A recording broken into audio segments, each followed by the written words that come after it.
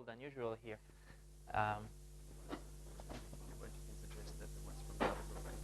Oh yeah, sure. So if the people from the other room can hear me, just feel free to come in. There is some space. So I mean, there are two ways to interpret this decrease of attendance. One is that not everyone is interested in this lecture, which I perfectly understand. The other one is that people that are still here are the most interested ones, which means I can go even deeper. But I won't do that actually.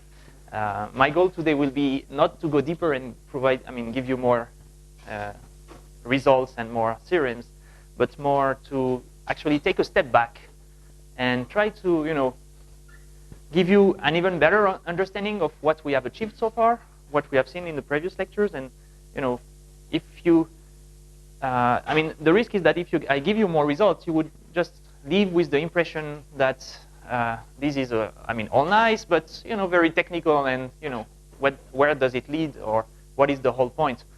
So instead, I would like you to have a nice understanding of the basic or the fundamentals of this theory, and at least know that there can be answers to some questions you might have to look for in this kind of results. And maybe before I start, I will just give you a brief reminder of yesterday, one point that I mentioned yesterday and that I guess was not very clear.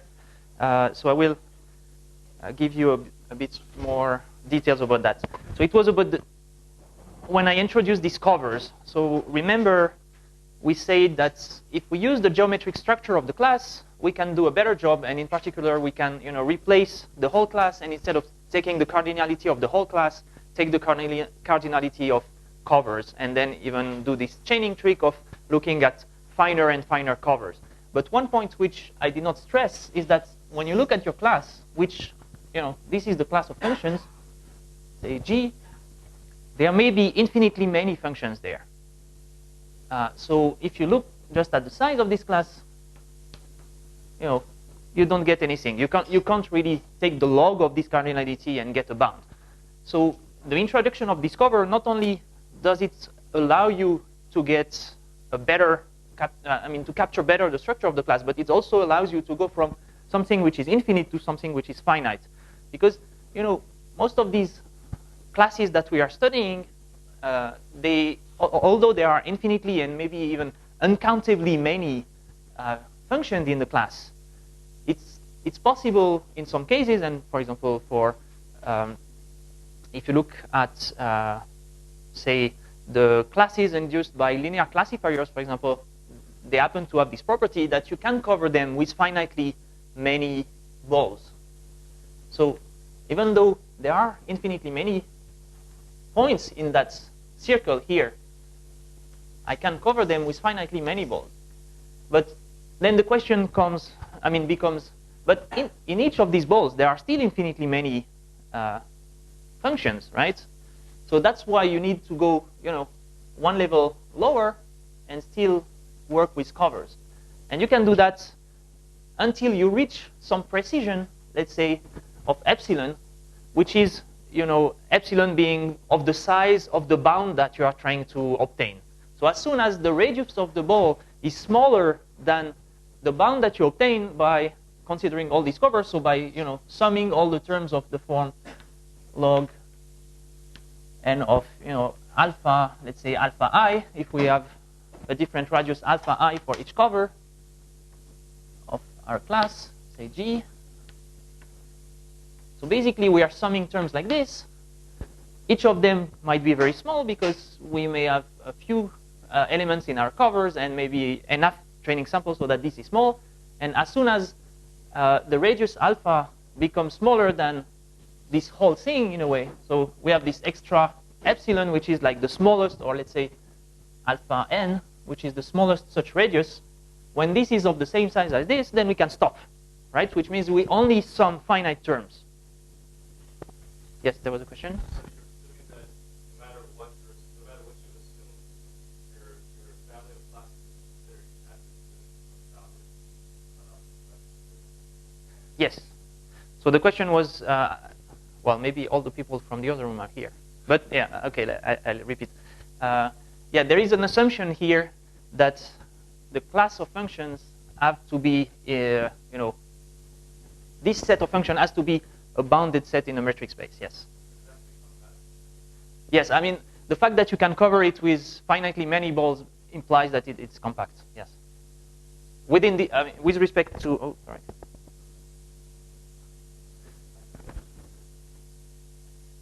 Yes, but you can have, the fact that it's bounded and closed implies that it's compact in finite dimensions, but you can have an infinite dimensional space, but still have this, well, it's called pre-compact, I guess, in this case, when you can cover it with finitely many balls. So yeah, there is this restriction. I mean, if you want to apply these things, and you have to have this notion of being able to cover your space by finitely many balls, but which can happen even in infinite dimension space. Okay? So that was it.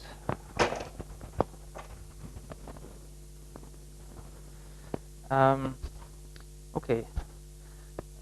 This is just to come back to the Iid assumption, which, as I told you, is like the only one that I'm allowing myself is to assume that the data comes in Iid fashion. And I just want to say that this is somehow a mild assumption in the sense that, okay, we can argue whether our data indeed comes from an Iid process. And of course, we never can verify that this is the case. So, so maybe we can argue about it. But on the other hand, it turns out that this is a convenient setting for studying the problem, and you can have other settings that are kind of more realistic, but still give you the same results. So it's fine to work in the Iid framework because you get the right intuitions. And if you're not happy with Iid because you don't want to assume this, you can work in these two other frameworks. I mean, one of them that I mentioned already is this online framework, and you'll see that in the next lecture that actually you can get this exact same type of bounds in this framework without making any assumption about how the data is generated. But the framework is a bit, like the way you write things is a bit different. So, but in the end, the same, same phenomena occur. And the other case is what I call contextive setting, where actually you consider that the data is fixed. So you have a data set that you have extracted from the UCI library, for example, and you have a finite set of data, and you never will get to see any other data points. You just have this, and what you do typically is you split this data into two parts, use one for training, the other one for testing, and and you hope that your algorithm is doing a good job.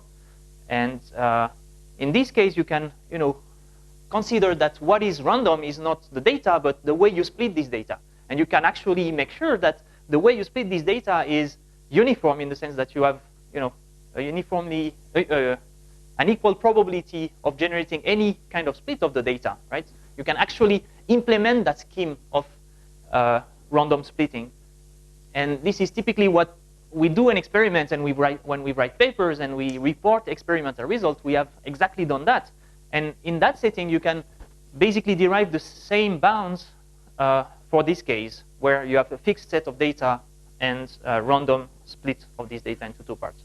So this is just to say, don't be upset at me if I use the Iid assumption, even though I'm saying I should not make too many assumptions. This is perfectly fine in that respect. At least it shows you the right intuitions. Okay, so now I want to go back to the bounds that I mentioned yesterday and try to understand what do they mean and what can I infer from that or conclude from obtaining such bounds. The first thing I want to mention is that when you look at bounds of this form, so when we compare the loss of our algorithm to the empirical loss of our algorithm, and we get an upper bound, which depends on n and some confidence delta. So this holds with high probability. So this is an interesting type of bound, but it only tells you, okay, basically these two quantities are close, so which means that if you want to estimate the true error of your algorithm from the empirical error of this algorithm, it's fine, you can do it. But it does not guarantee you that your algorithm is performing well. So it does not guarantee you that this is small, right? I mean, this may be small only if indeed the empirical error is small. So you can only be sure on a given set of data that this is the case. But you know, it's not a statement that will tell you, oh, your algorithm is good in general, in a way. And in particular, if you look at the value of the bound, you know, you could say, well, I have a smaller bound for my algorithm than someone else for his algorithm, so my algorithm has to be better. Well, actually, it's not the case, because you can have, I mean, the smallest bound that you can have here is when your algorithm is just picking always the same function. So a trivial algorithm that would always, you know, choose the same function no matter what the data is would give you something like a Hovding bound here. So that would be the best you can hope for. So it doesn't really tell you something about your algorithm. Now, you know, the other kind of bound that we looked at is the difference between the loss of the algorithm and the loss of the absolute best overall, like the best function, the best possible function. So if we had such a bound, then we, I mean, it would be nice in a way, because we could say, well, we actually can tell how good is our algorithm with respect to the best possible choice of function. The problem is that, as I said, because of the no-frilance theorem, you can't have such things. Or at least you can't have such things if you don't make any assumption on the probability distribution, if you don't restrict the class of probability distribution you're looking at. So the only way you can get such results is by restricting your class of probability distribution, which means make assumption that you can't verify in practice. So it can be useful to understand things, but it does not provide a justification. So this is really the distinction I want to make. There are bounds that are useful. I mean, this also can be useful if you want to understand what's going on, like you want to get a for, you know, what are the fluctuations that your algorithm introduces, or here if you want to understand how your algorithm would behave in a certain context. That's very useful.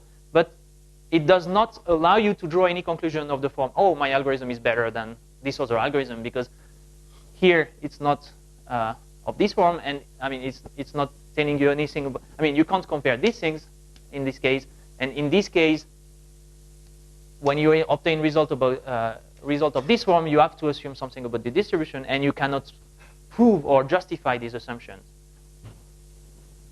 So, and you know, what we are left with is bounds of this form where we compare the loss of our algorithm with the loss of some other function, I mean, the best function in a given restricted class, which is not the class of all possible functions, but a smaller class.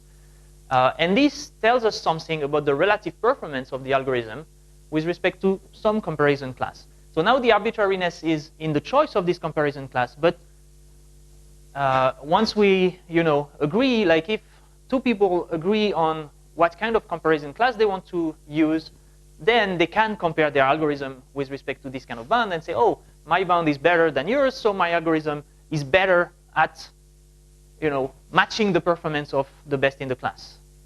So this really, from this, you really can derive some statement of the form, this is better than this, but in the context of matching the performance of some algorithm, of some class of function. Okay? Yes? Okay, the question is, what could be a practical example for a class of function? Typically here, you would, I mean, what people do in practice is they put the class of function the algorithm is speaking from. So, you know, if your algorithm is building an SVM, for example, then here you would put the class of all kernel expansions with a certain norm, let's say. And this would be your comparison class. And the norm, you could choose it to be the one that you obtain while after running your SVM. It's kind of data dependent, but you can tweak this bound to obtain it this way. So you can have a bound that says, if I pick a function f, so if I pick a function f in a certain, you know, RKHS, and after seeing the data, I get some fn, which has some norm less than some constant b. So I mean, even though this may depend on the data, you can use the union bound, and from bounds of this form, you could say that the loss of your algorithm, Fn, minus the loss of, let's call it f star b. So the best function in that Hilbert space within the ball of size b, right, is less than something. So this is the kind of comparison class. Usually you would use the comparison class which is closest to what your algorithm is doing, because you hope that your algorithm is finding the right function in the class that is choosing from. So, you know, RKHS or linear functions or whatever you're using in your algorithm.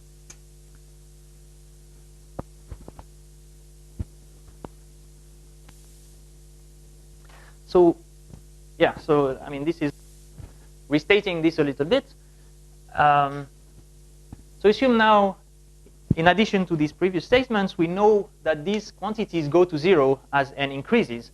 So what can we derive from this information? Then we can say, in this case, where we compare the true and empirical, we can say, oh, yeah, the empirical will indeed, ultimately, when we get enough data, estimate correctly the true.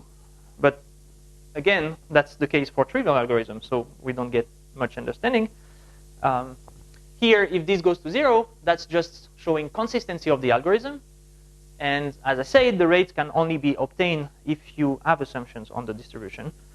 And in this case, it would tell us, I mean, this rate of convergence will tell us how fast we match the performance.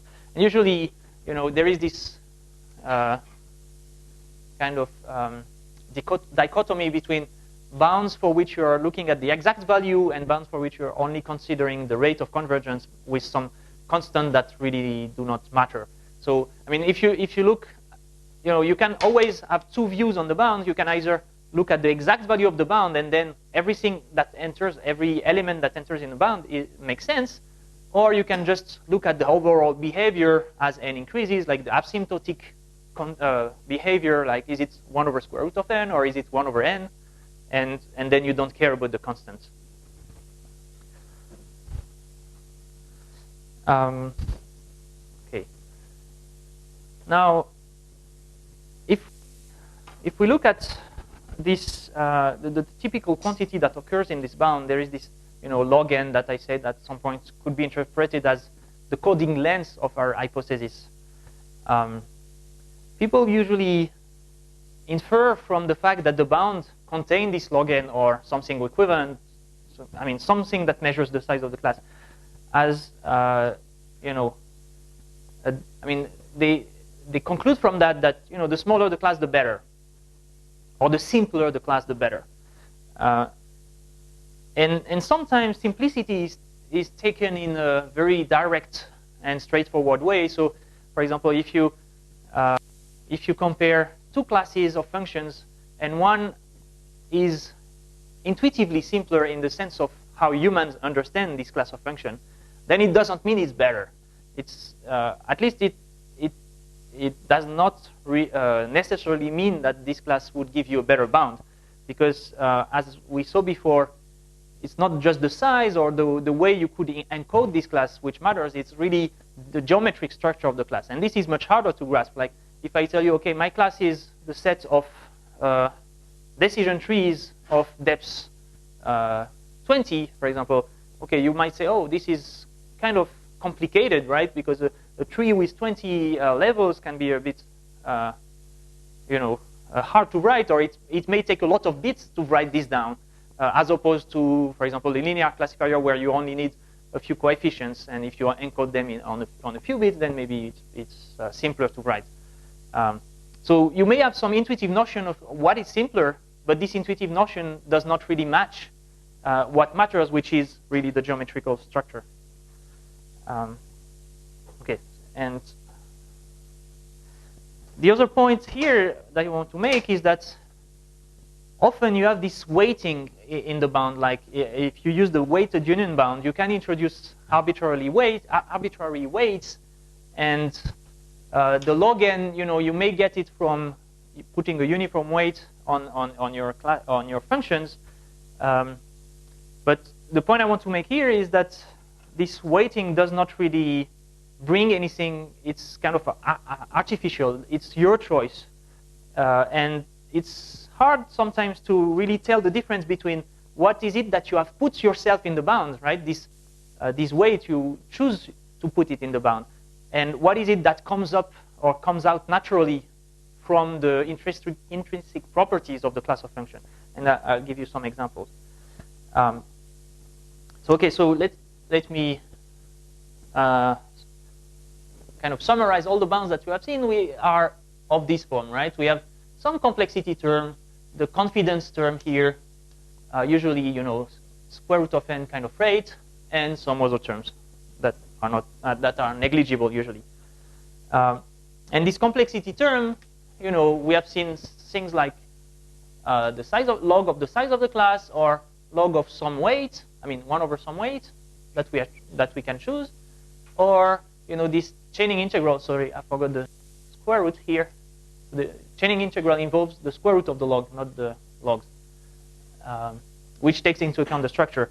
And although this might be nice in certain cases, this is really not telling you much about the class of function that you have chosen, because you can basically put anything that you want here, as long as the weights sum to 1, right? Whereas this is not something that you have chosen to put in the bound, right?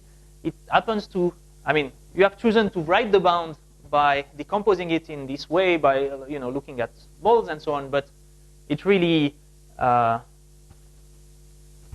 captures the essence of these fluctuations, and you can prove that this is, optimal in a certain sense, at least in the sense that it would be of the right order if you compare the maximum fluctuation between the true and empirical risk in a class of function.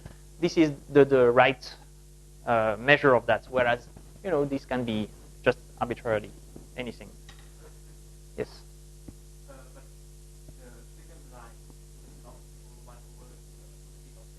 Yes.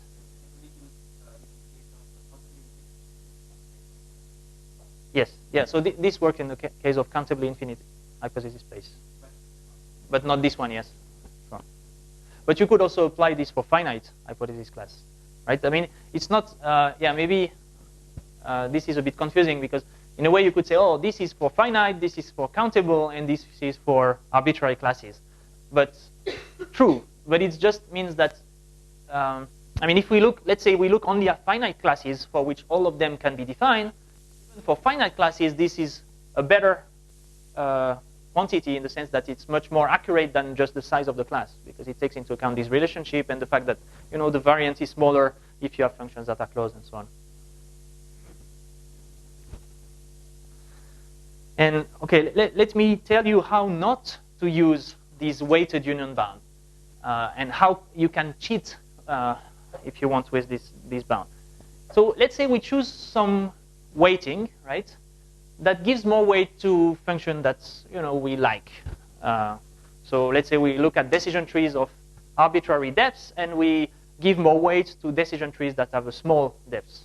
Okay, it can kind of make sense, because we may expect that it's better to use small decision trees than long or large decision trees. And what we do next is we look at the bound we obtain by plugging this weight, that depends on the depth of the decision tree. And the bound tells me that basically if the depth is smaller, then the bound will be smaller, just because I have put more weight, right?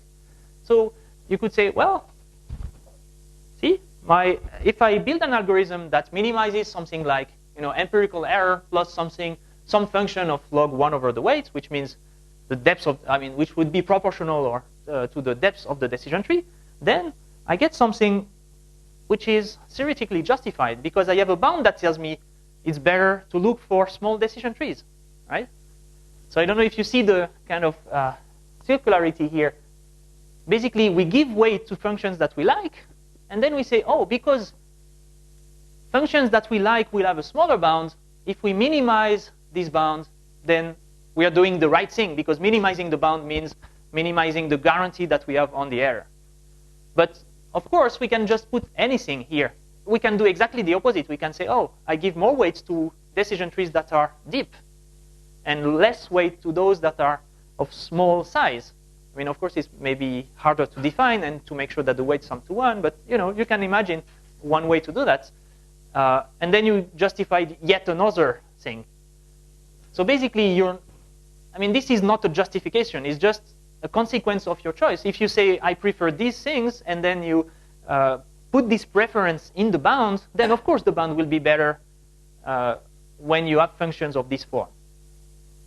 But that's just because of this trick that comes from the weighting.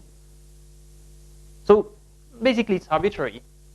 You do obtain bounds, but bounds are not justifications in this case, right? So be very careful when you see bounds in papers. Let's say we have this algorithm, and we come up with this bound that shows that the smaller the margin, the better the bound. Doesn't justify the fact that it's good to maximize the margin. Sorry, the larger the margin, the better the bound. Doesn't mean it's good to maximize the margin. Let me give you another recipe for cheating.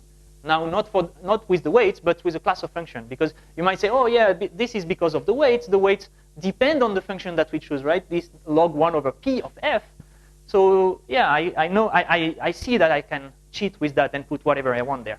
But now let's look at the complexity approach, right? When you look at either covers or sizes of classes. So let's say we choose a class of function f, and we define some functional, so omega of f. So for each function, we assign some non-negative number to the function. Let's say the margin, right? So for each function, we might have the norm in the RKHS, which corresponds to the margin. The inverse margin in this case. And what we say is, and obviously, if we look at the set of functions that have, let's say norm less than x, and x is less than y, then this set is contained in this one, right? So this set contains more functions than these sets. Okay, so far, easy. So if I look at the complexity of this class of function, right? So if I look at complexity being any measure that you like, right? Chaining, integral, or covering number, or whatever, right? Because this class is bigger when I increase x, this complexity will be a monotonic function or an non-decreasing function of x, right? So if I plug this in my bounds, so if I apply this bound, if I apply the standard bound to these kind of classes, right? So for each value of x, I write the bound, and then I do some kind of union bound over all possible values of x. Then I will get a bound that tells me that I have this term as a complexity term. And of course, the bound will be non-decreasing in x. So the larger the x, the worse the bound. And the smaller the x, the best the bound, right? And from that, I can say, well, yeah, look, the bound is better when x is small. So I should minimize this quantity. Natural. But again, this is completely arbitrary because I have put whatever I wanted here. So I can justify just any choice with this approach. Whatever functional I put here, if I take, instead of the margin, I take the inverse margin, then I get the same result. And I would get the result that tells me, oh, you should minimize the margin and not maximize the margin. Right? And that's typically how you can justify the margins or even the sparsity kind of bounds. Basically, you fool yourself thinking what is in the bound is what comes out naturally of the analysis or the theoretical manipulations. But actually, what is in the bound is what you have put there. You have made this choice of looking at classes of this type. And because you look at classes of this type, and because these classes are nested in the sense that, the bigger this x, the bigger the class, of course, the complexity will grow. Yes?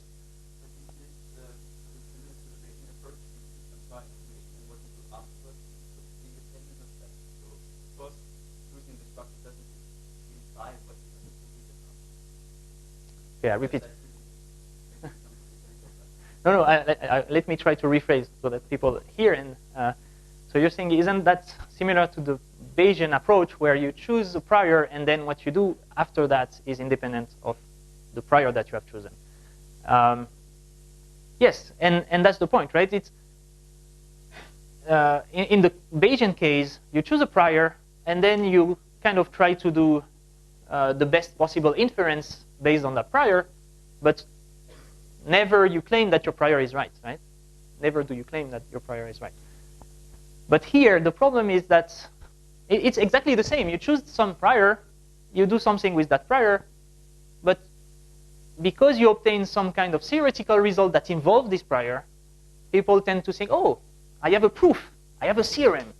So my thing is justified, is true, or is, whereas Bayesian don't ever say that their prior is correct, right? Even though they, they only claim that if you have enough data, then you get consistency or these kind of things.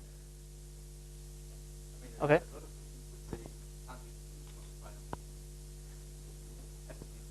Okay.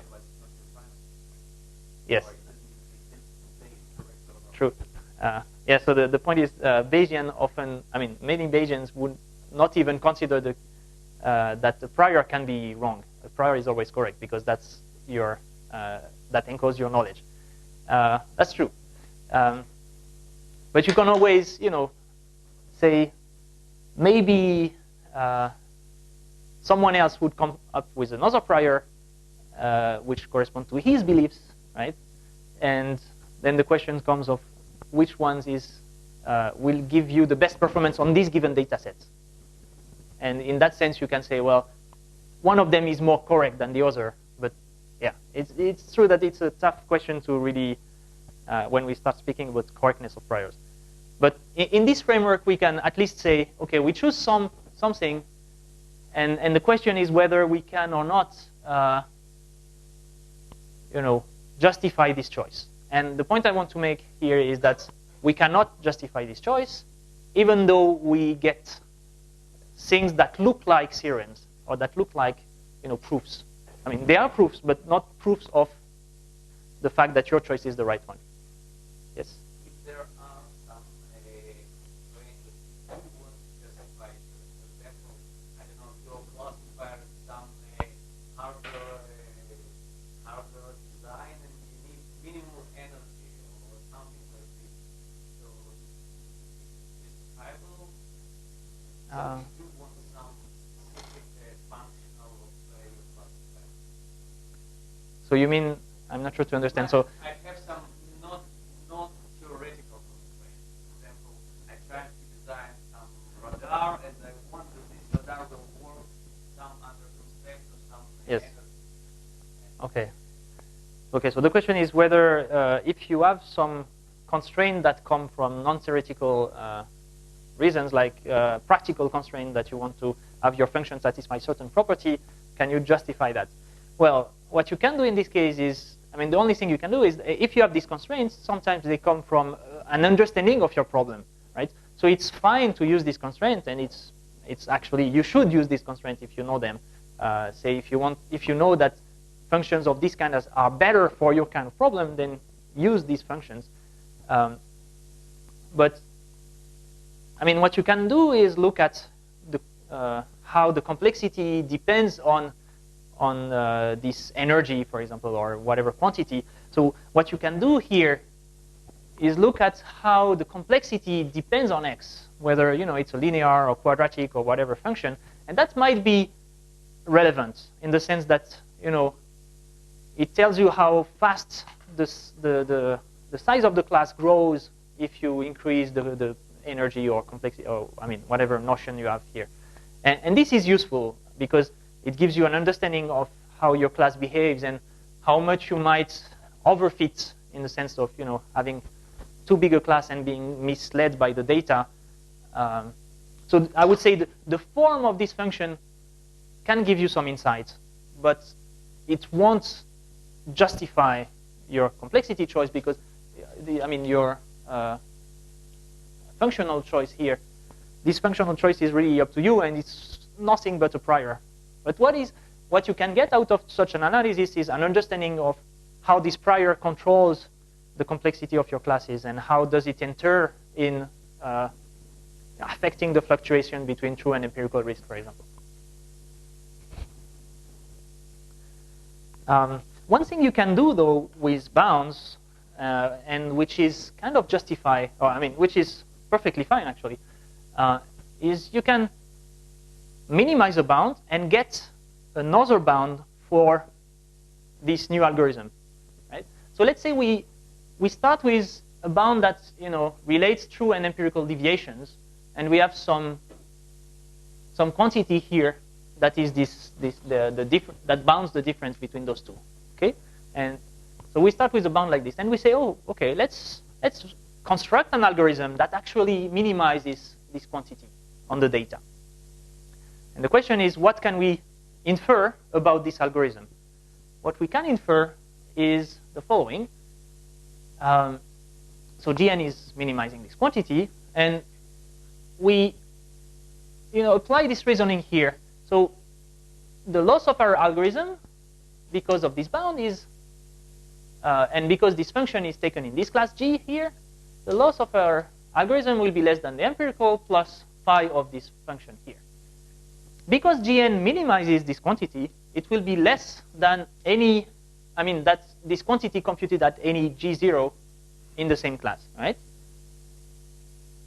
And then we know that for this function, which is a fixed function in the class, we can apply Höfding and get something like the empirical is less than the true plus some quantity here. Okay, so if we look at what we have obtained that the loss of our algorithm is less than the loss of a fixed function plus some terms. So now for this function G0, we take the one that minimizes true error, expected error, plus this term phi of G, right? Then what we can say is that we have a bound, or we have a result that tells us how well our empirical or our algorithm approximates the best function in the sense of minimizing this quantity, right? So this can be useful in the sense that, let's say we have empirical error plus something like the norm of the function. That would be something like what we do in SVMs. And what we could infer from that is that our algorithm, which minimized the empirical version, is behaving almost as well as the one that minimizes the true function, the expected function, right? Again, that does not, and here you see really that we are not justifying anything. We are just saying, okay, minimizing this allows us to get something that is close to minimizing this. But it does not tell whether minimizing this is a good idea or not. And that's up to you, right? And in a way, what the nice thing here is that if you choose some kind of prior, let's say, some functional or whatever, and this is really where it will appear, right? Using the tricks that I mentioned before, putting the complexity of your class, and then you would have a bound of this form that would contain this complexity or this prior notion. Then you can say, well, ideally, I would like to minimize the true error plus this prior, which would be the best I can do in a way, having enough information or having full knowledge of the distribution. And what you can say here is how well you match with the best you can do, right? So, this is fine. This approach will allow you to get a quantitative result that is perfectly fine, and that would, tell you how good you are with respect to this metric. So, another kind of question is whether the bounds do make any sense in the sense of whether you can use their value to derive anything meaningful. So, classification error is often between 0 and 0.5, and most theoretical bounds, if you compute their actual value, it will be larger than 1. So pointless, right? So you have something that is small, and which is upper bounded by something that is huge. So what's the point, right? Do they tell anything? So, I mean, first, the question is how to make them non-trivial in the sense of how to make them smaller than 1 so that they really capture something. But the second question you may ask is whether this matters or whether we really need to do that. And the answer to that question is whether it really depends on what you want to do with this bound. And there are 3 ways in which you can, at least 3 ways in which you can want to use bounds. One is this quantitative way where you want to use the value of the bound to do something. One is you just want to compare different values of this bound to do model selection, for example, or to choose between different algorithms or different models. And the last one is the qualitative approach where you just try to understand what are the terms and what the terms that appear in your bound tell you. And my argument is that, this does not really make sense. This makes a little bit of sense. Is the only thing that really makes sense. And let's have a break and then start again in like 15 minutes.